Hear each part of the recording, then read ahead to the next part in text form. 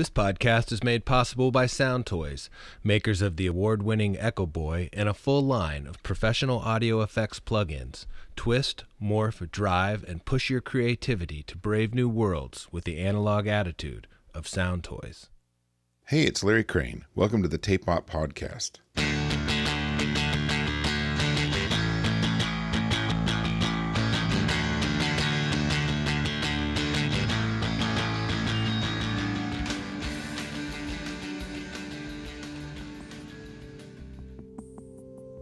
With his early years in Roxy Music, Artie's solo albums in the 70s, the creation and conceptualization of ambient music, groundbreaking collaborations with David Bowie, and as the producer of albums for Devo, Talking Heads, U2, James, and Coldplay, Brian Eno should need no introduction. In the fall of 2011, on a sunny day in London, John Bacigalupi and I found ourselves walking down a dead-end street leading to Eno's workshop near the famed Portobello Road. We waited patiently while paintbrushes were cleaned, cats discussed, and tea made. Then we sat down for an hour, and we got to talk to Brian Eno.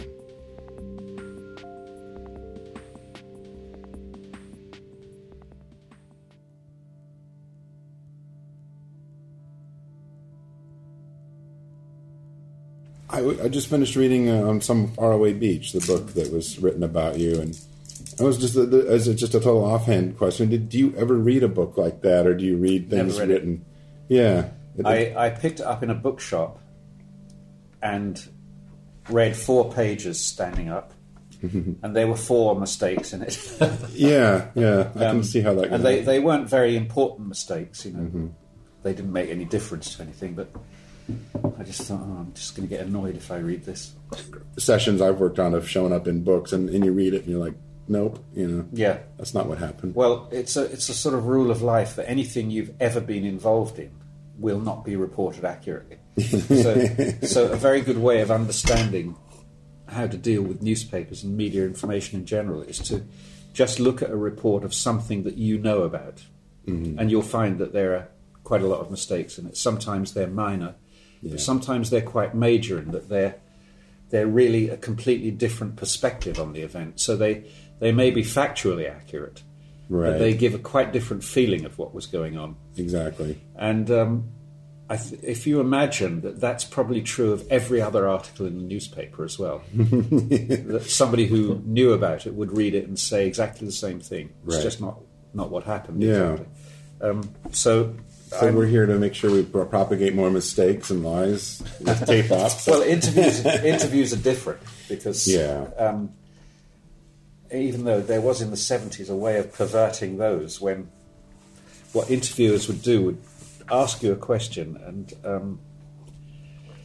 then they would print your answer, but they would rewrite their question. and that's a very subtle way of changing things, because you can, if you do that correctly or cleverly as they did, they can make you look like a complete idiot. Right. So your words are exactly the same, so you can't accuse them of misquoting you. But because they fall in a different context, because the question is different, it makes an entirely different impression. Yeah, that didn't last for very long, but there was a little period of music journalists doing that. Way back in time, one of the things I read about in that book was that you were collecting tape decks, like way pre-Roxy Music, and while you were in, I guess, college and such. And what was the urge to get these devices that could capture and manipulate audio? What spurred you on? First of all, the tape recorder was really the first musical tool that I could handle. I couldn't ever play any instruments. Yeah. And I think I still can't, really, in the strict sense of that word. But I remember when I was quite young, hearing about tape recorders and thinking how incredible it was that you could capture a sound. That just seemed to me such an amazing idea at the time. And I remember bothering my parents for years, saying that was what I wanted for Christmas. But they were expensive tape recorders then. Clunky too. In England we had these tape recorders called ferrographs. Ferrous means iron, of course, and they were solid blocks of iron. I subsequently had one, but they were so heavy And I always wanted to get my hands on one of these. And when I went to art college, the first art college I was at, they had a tape recorder. Right. And I just took it over. It became my plaything. And I started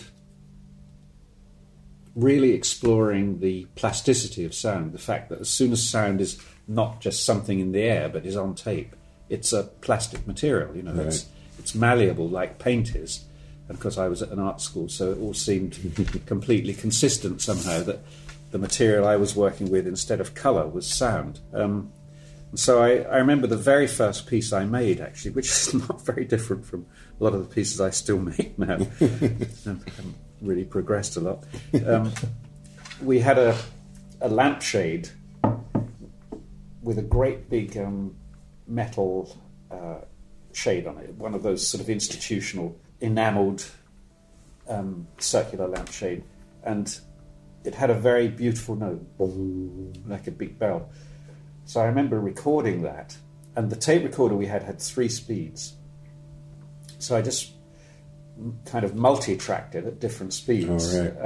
It was one of those ones where, like a Revox, where you can jump from one track to the next. Okay, so you put track 1 over to track 2 with the new addition you're making. Sound on sound. Yeah, sound on sound, exactly. Yeah. And the first piece I made really on a tape recorder was very similar to actually a lot of ambient music I've done since. It was this long, slow piece of these big gong sounds in 3 octaves. Right, I was going to say the speeds of being octaves, right? That's right. So you know, the deepest sound was so awesome. Quarter speed, it was just, wow, it's fantastic. I'd never heard anything like it. And then I started to, I still didn't own a tape recorder at that time. Right. Then I saw somebody selling one in a newspaper for not very much money. So I bought it, and it was in quite bad repair. But that meant it could do something that no other instrument could do. It was a bit wobbly, the spindle that drove the tape, which meant that everything went like that. Yeah. I thought, wow, that's good. It's accidental manipulation. So I then started buying tape recorders. Did you find other ones that had other anomalies? Yes, lots of interesting anomalies. Yeah. For instance, I used one as a tape echo device, but there must have been something wrong about the way the bias was set or something, because it would immediately take it all to high frequencies. Like that. Again, you see, this is before, there weren't any other ways of doing those things. Right. There weren't processing tools. This was in the sort of 1967, 68. So not many things like that existed. And anyway, I wasn't part of the pop world where there might have been things like that. You know, I hadn't joined a band or anything. Reverbs or such, you know. Were you, at the time, were you aware of like Stockhausen and tape manipulation type stuff? So that was the area that I was coming from. Yeah. So I knew about that. Of course, I was enjoying pop music, but I didn't know anything really about the technology of it at that time. Right.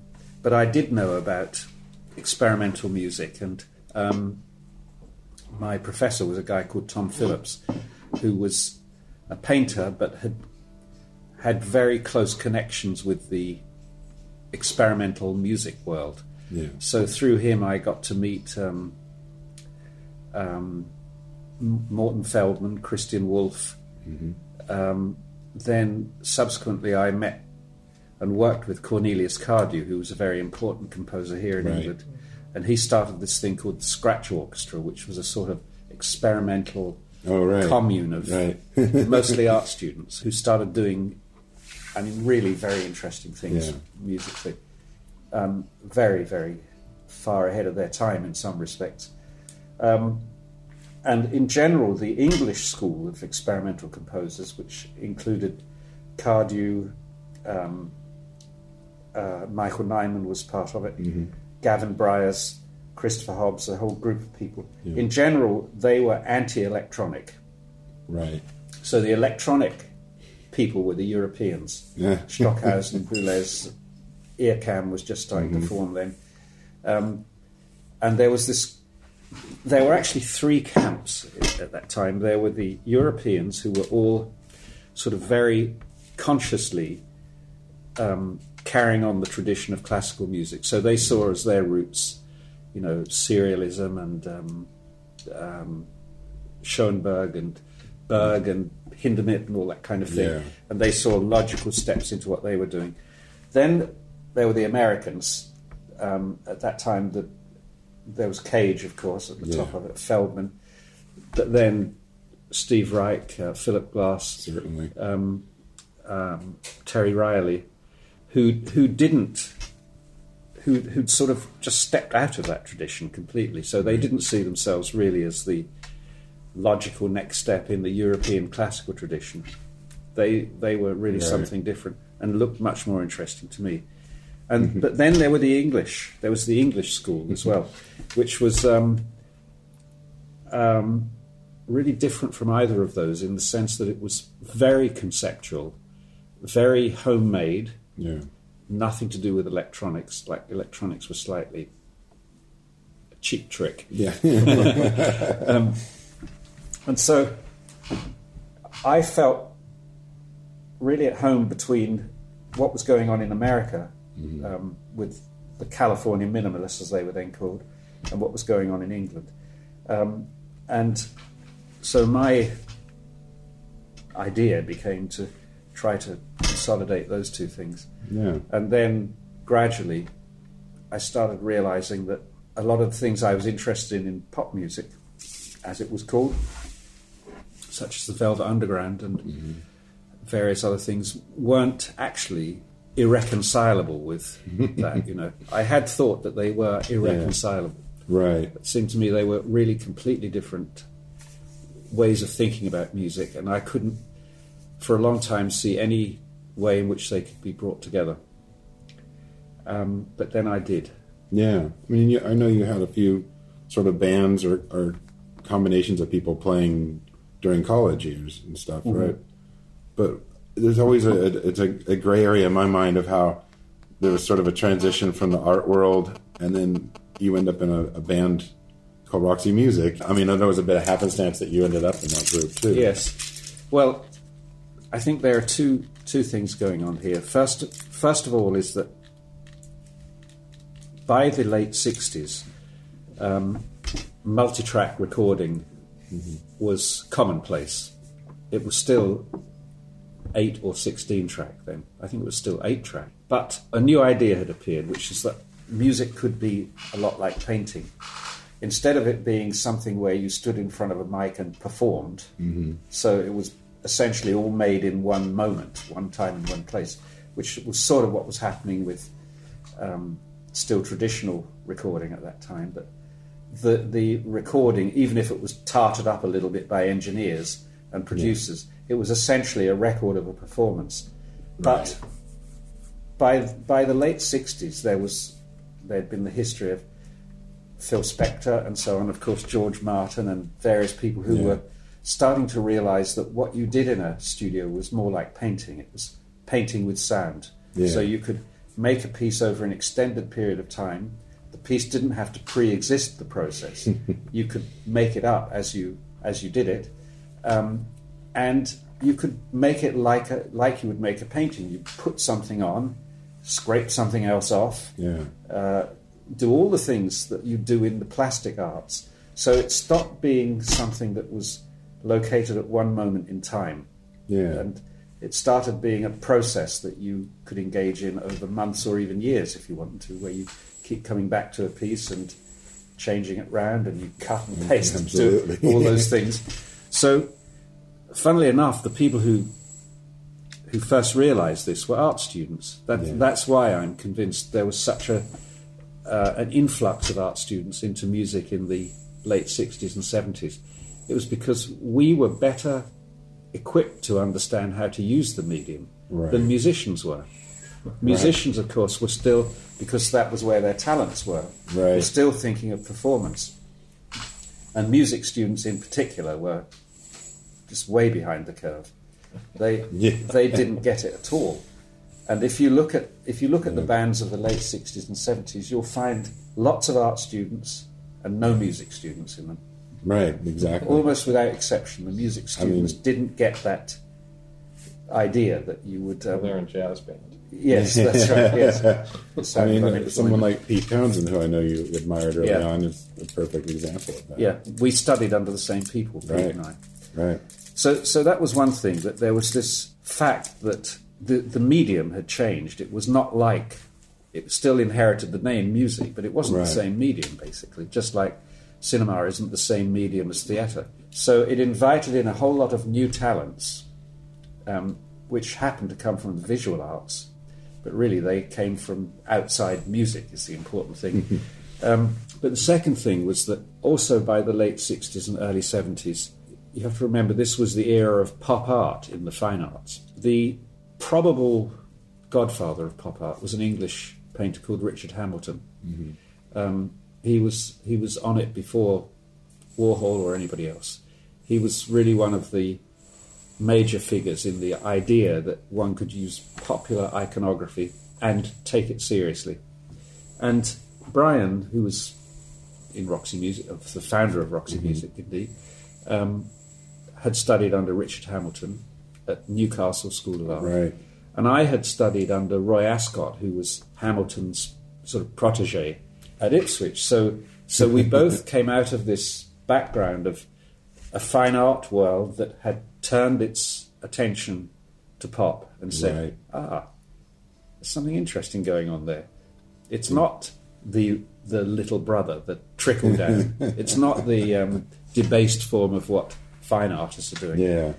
So we both had this idea that here was a new medium, and that was the medium that we wanted to be artists in. So I don't think we ever felt that we were sort of stepping down from the lofty ideals of fine art just so we could pull some attractive chicks or something like that. We felt that this was, both of us felt that this was where we were going to be artists. So it was quite self-conscious in that way, you know. Do you think a bit more like conceptualizing of what Roxy Music would be was going on too, as opposed to say 4 guys get in a room and just bang out some songs like the Rolling Stones or somebody? No, it wasn't at all like that. Yeah, it was seems very, like there's thoughts behind it. Yes, and we were very conscious of,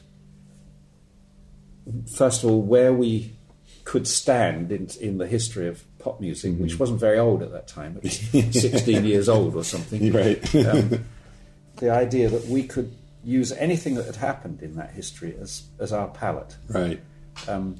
We weren't at all embarrassed about sort of taking the stage style of Little Richard and adding it to some completely different kind of music. And that was kind of what we thought we were doing, that it was sort of a collage of pop music until that point. And for all the sort of sincerists in the world of music, that's to say the people who think you shouldn't think about what you're doing, and there's always a lot of those in art who distrust intellect and think that it necessarily dilutes and ruins serious, passionate art. Well, they didn't like Roxy Music. Right. They saw it as much too intellectual, really. Right. In fact, funnily enough, yesterday I received a doctorate from my old art school. Oh, really? I'm now a doctor of letters. And the person who read my oration had gone through some internal documents from the art school that I'd been at. And he'd found one document from one member of staff to another that said, Eno is hampered by intellectual considerations. And you still must be, right? But it's interesting that there's always that problem in art. Right. there who think that you've got to keep it away from the brain. Yeah, we could go forever on that one. When was the first time you stepped into a commercial recording studio? The first time, in fact, I was performing in the Scratch Orchestra. We recorded some of Cornelius Cardew's piece called The Great Learning, which is this enormous, very ambitious piece written for non-musicians. And there was one piece in The Great Learning called Paragraph 7. And that was a piece that I became very, very, very interested in, and I wrote quite a lot about it. So that was the first time in the studio for you? Yes, but I wasn't involved at all in... Right. I didn't even go in the control room, actually. Right. There were about 70 of us doing that piece. And we just went into this great big studio and did it. Where was that at?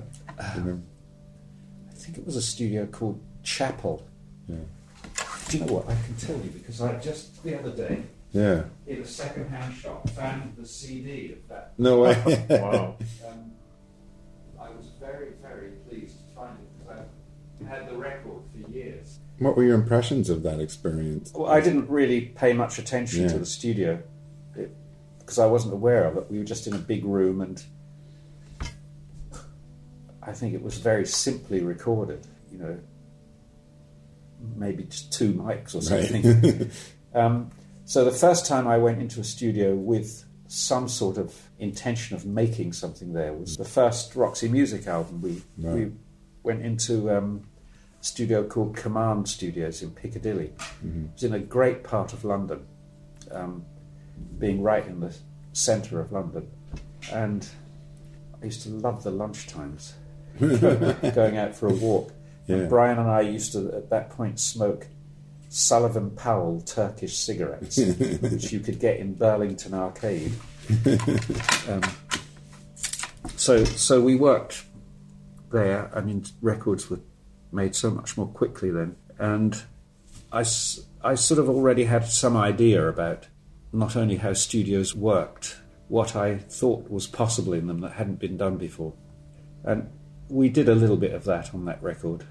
Does some of that have to do with like processing things through the synthesizer? And we're talking such a long time ago that to sustain my interest in thinking about it is already proving challenging. I'm really not that interested in that era of... Yeah. It was primitive and... Yeah. And it was 44 years ago or something. That's true. But one of the things that comes up is people throw your name around as Eno-esque and such like that. It's quite nice being an adjective. Yeah. Do you find that kind of interesting when you see it pop up? Well, it's a little bit like we were saying earlier, because I sometimes think, no, it isn't Eno-esque at all. At least not the Eno I know, anyway.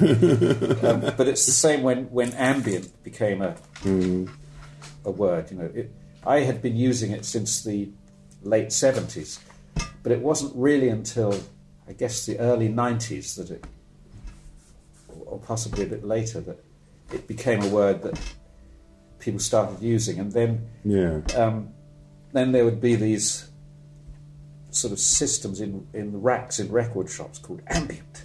Mm-hmm. And I'd look through them and I think, no, it's not. No. Oh, that one might be...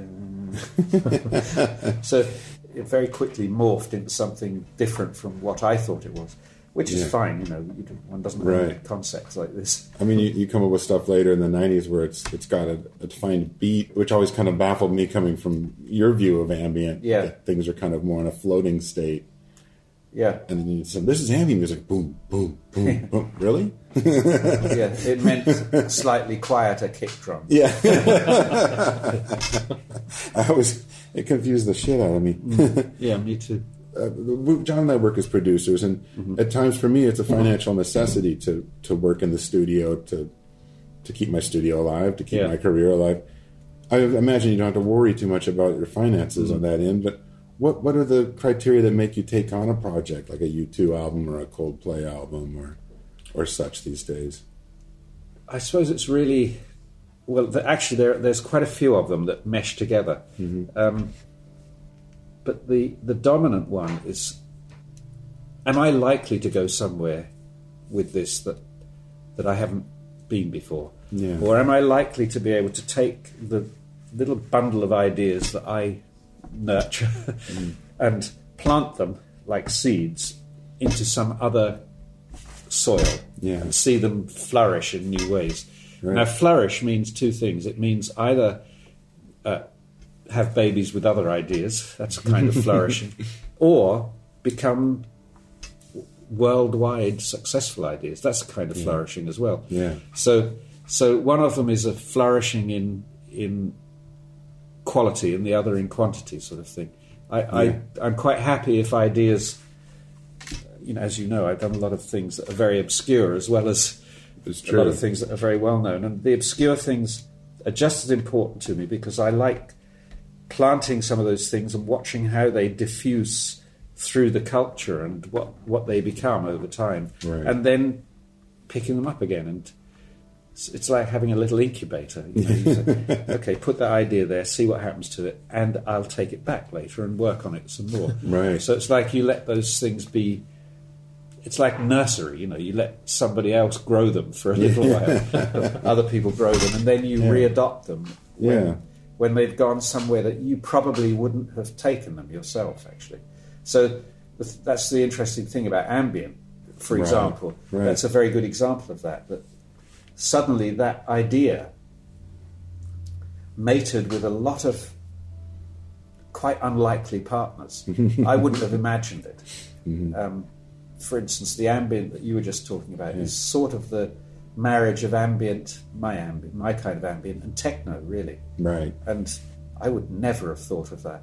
Right. But I'm glad somebody did, because the progeny of that combination has produced a lot of, I think, really interesting new music. That's become part of the vocabulary now of things that you can do, Right, true.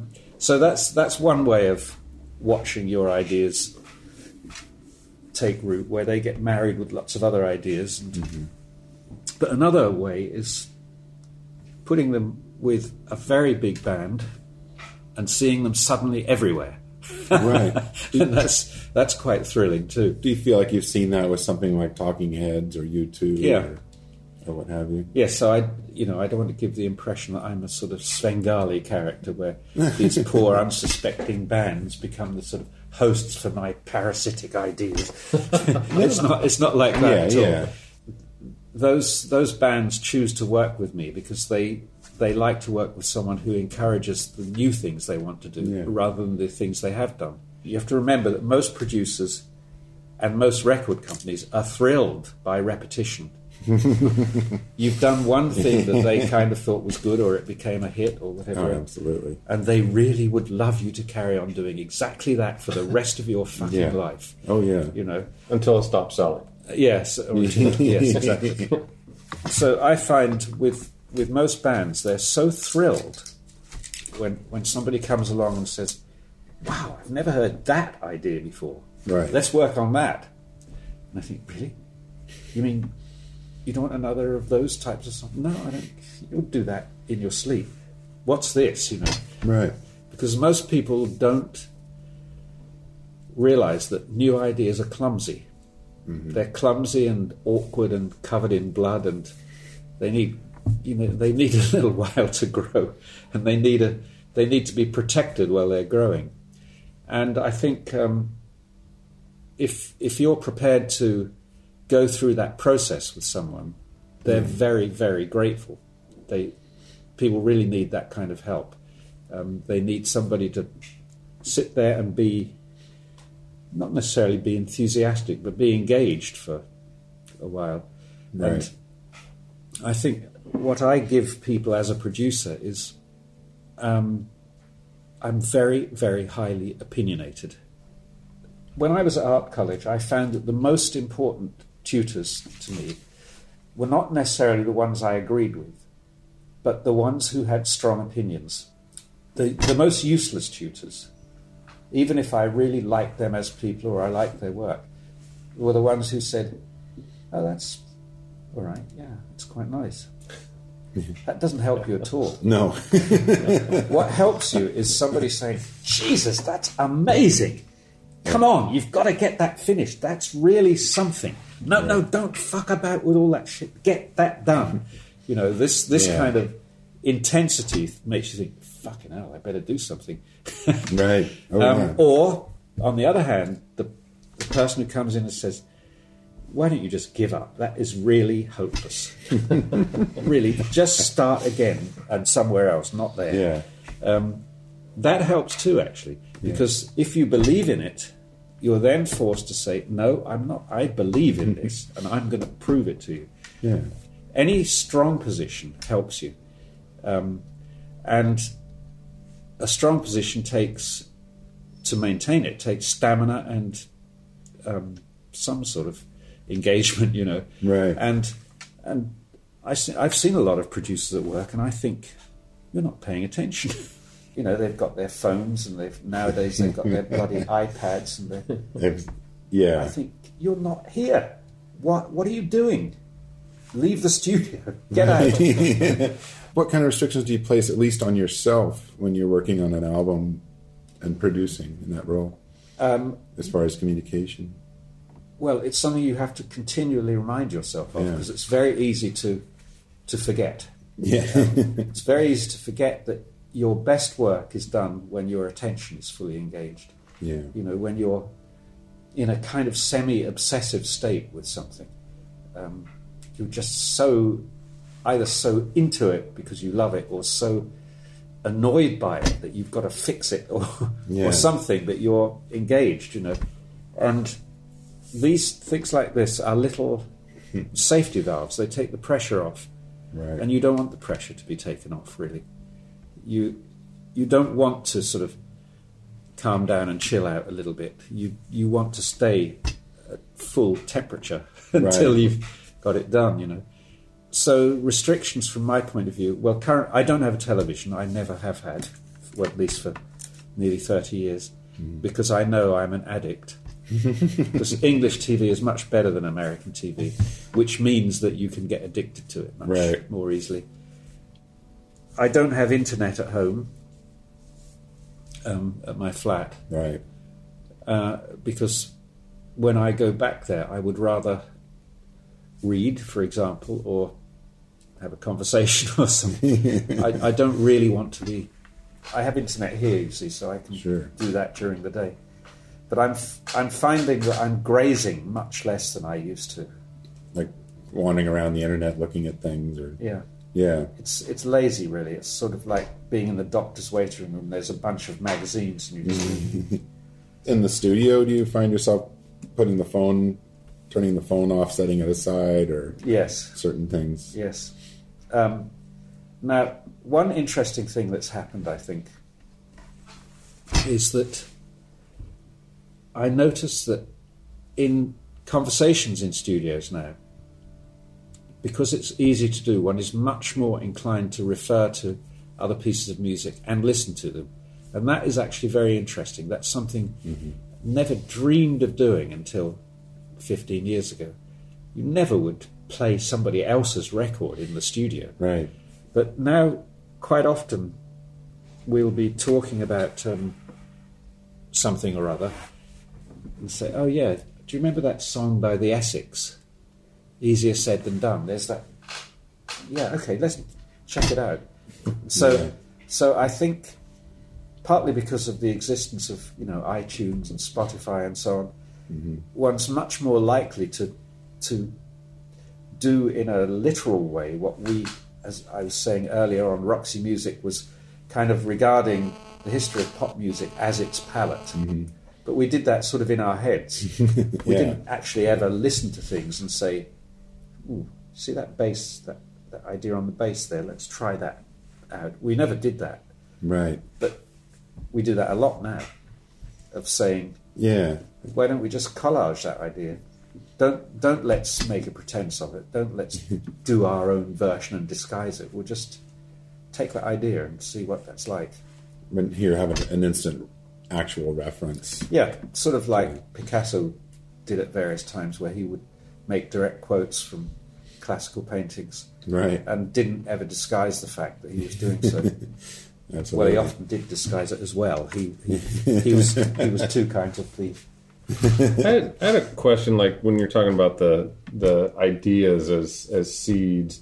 What about with something like Bloom? How did you see that going out into the world? Well, that came out of a long process. Well, actually, the idea is really as old as any musical idea that I have.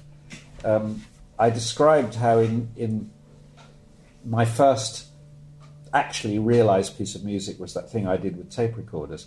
Now, that was really a generative music piece, because all I did to make that piece was I recorded myself bonging this thing every few seconds at one speed, and I did it again every few seconds, but a different kind of number. So maybe 11 and a half seconds interval on the first one, and 15 and a quarter on the second, and so on.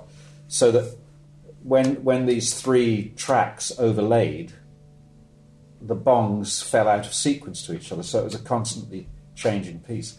As you can see, it's absolutely no different from the kind of thing I'm doing now. So what I was interested in was the idea that the act of composition was not the precise specification of a musical piece, but really the invention of a sort of system for making a piece of music make itself. I couldn't predict what that piece was going to sound like. I didn't have an image of it in my mind, as people always imagine that classical composers do, walk around with whole symphonies in their mind. It wasn't like that. It was more, here's a sort of a machine, really, a conceptual machine for producing a stream of music. And that idea stuck with me. Steve Reich's early tape pieces were absolutely galvanized me. They were the most important things that happened to me in many ways, because I thought everything I had been kind of vaguely thinking about composing music and how it would happen, how it came together, was completely realized in those pieces.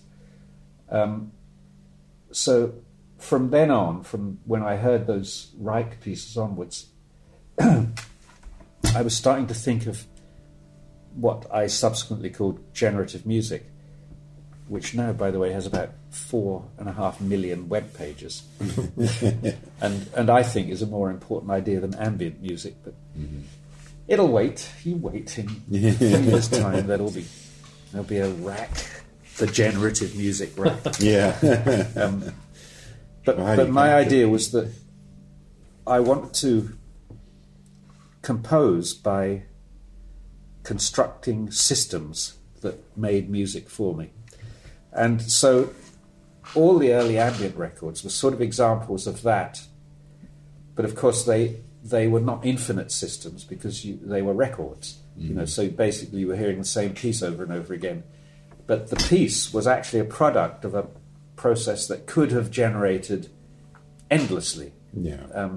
It just happened that the only way of presenting anything was by taking a little section of that endless stream and saying, here it is. Well, throughout the 80s and the 90s, I was trying to think of systems, of ways of doing that for real, so that I didn't have to just present an example, a little section of it, but I could present the system.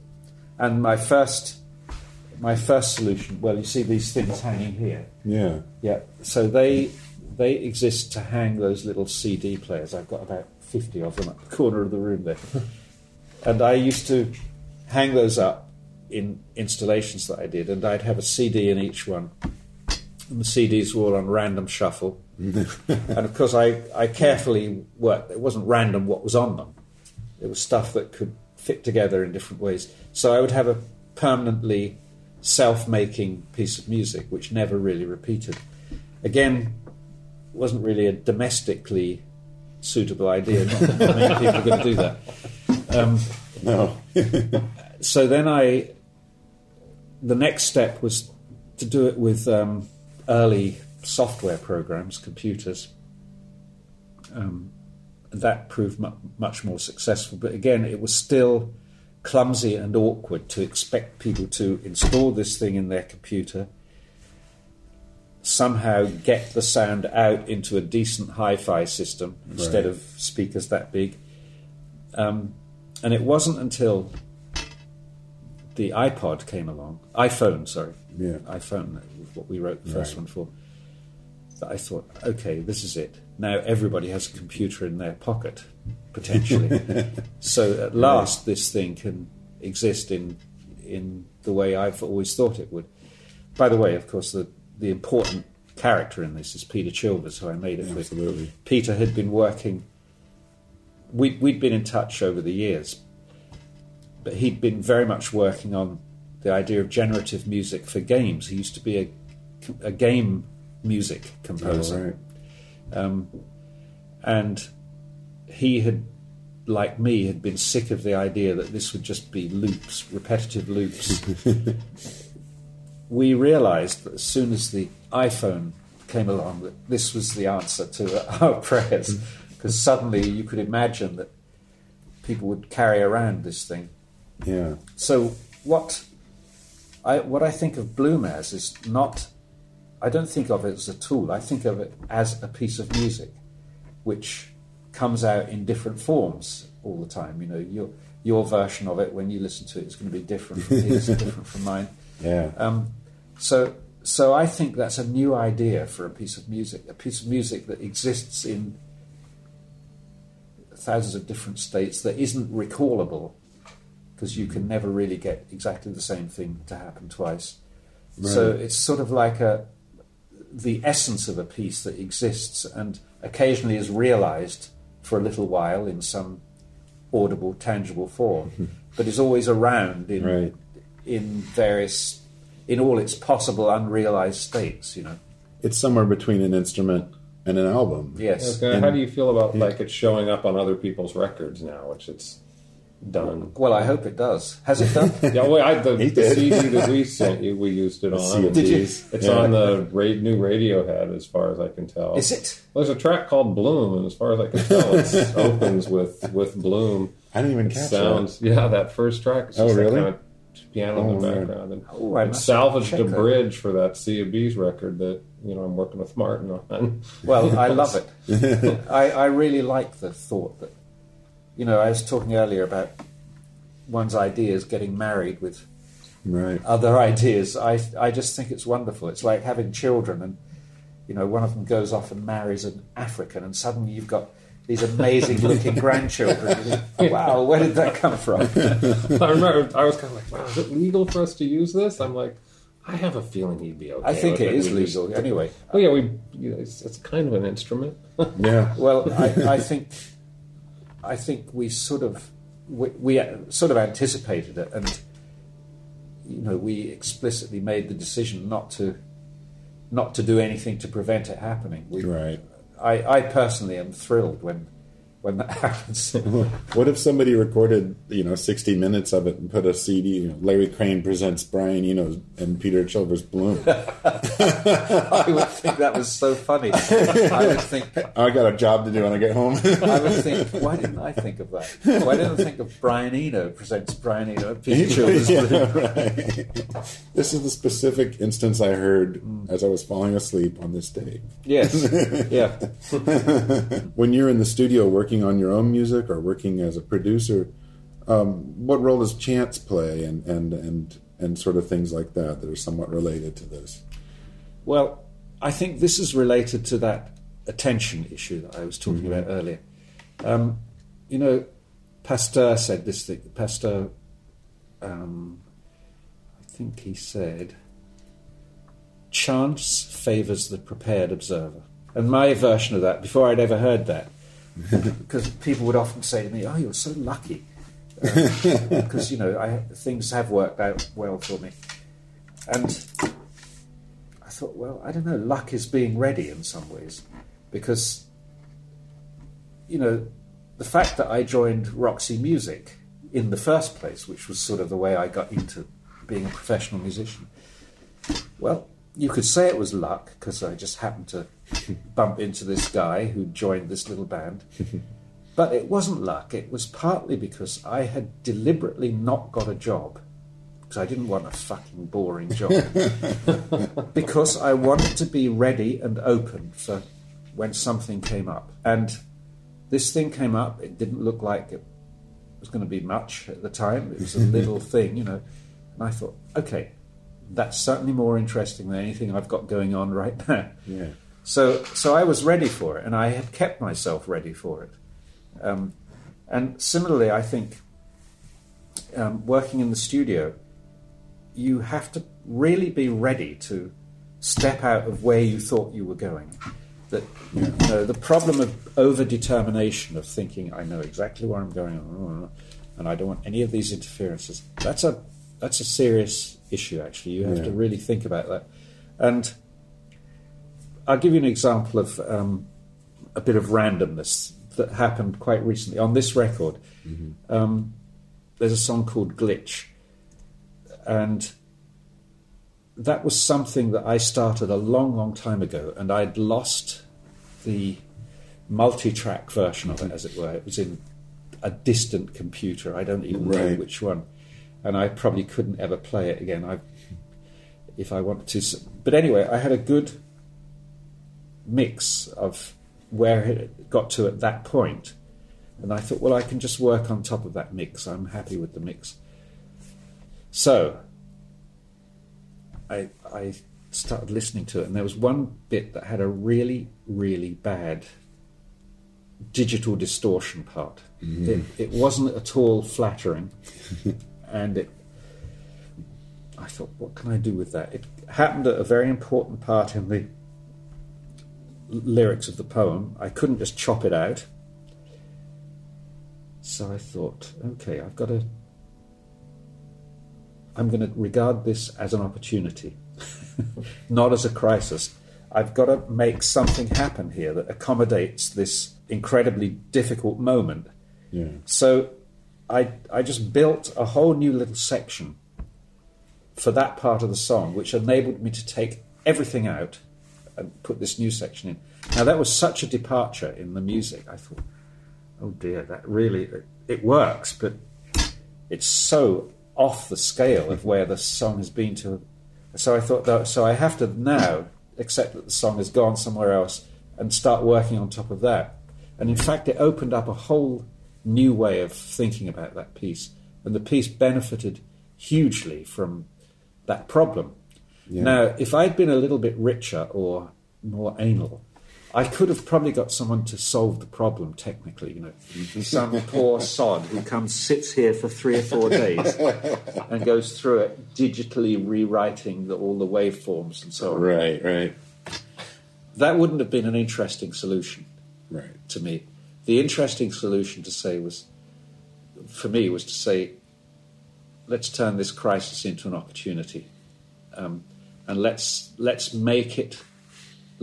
it make me go somewhere else. Yeah. And that's generally what I try to do. So, you know, similarly with working with bands, if something goes wrong, so-called, I try to think, okay, where can that take us? Let's not think, oh my God, everything's gone wrong, we've wasted a whole day. Let's think, no, we haven't wasted a day. We've only wasted a day if we don't make use of what's happened as a result.